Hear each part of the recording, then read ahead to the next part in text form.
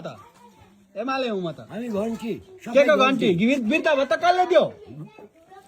कसले दियो झन् विदेशबाट आएको पैसा हुन्छ केपिओलले दिएको होइन हाम्रो केपिओलीले दिएको पैसाले भन्नु न हाम्रो केपिओलले दिएको होइन अब बन्द गरिदेला फेरि चुपचाप एमालेलाई भोट दिनु गरे पनि केही पनि नापिँदैन गरे पनि गरोस् त्यो भत्ता नहुँदा पनि मैले चलाएकै हो पैसा खाएकै हो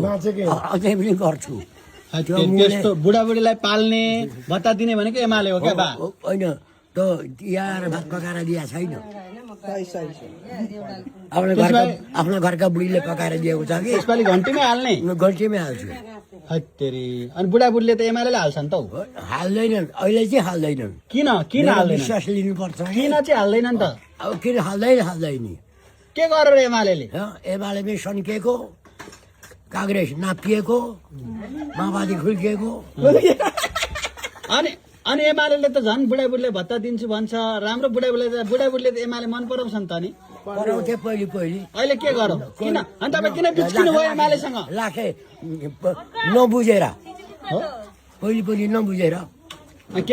केपिओलीलाई त राम्रो मान्छ नि त नि तपाईँ त बर्बाद गर्नुहुन्छ कि क्या यार केपिओलीलाई जिताउँ भनेको हामीले त कसले जित्छ त नि अब के घन्टीलाई बालेनलाई हाल्ने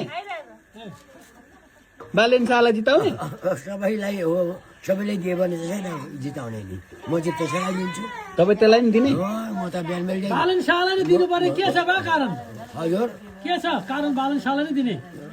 त्यसैलाई के गर्छ भने दिने हुन्छ होइन के बुझेकै छैन हेर्नु न त के गर्दो रहेछ दिएर पो थाहा हुन्छ थाहा हुन्छ के मूर्ख मान्छे हौ अलिकति बुझ्नुपर्छ नि यतिको मान्छेले ओहो तपाईँ कति वर्ष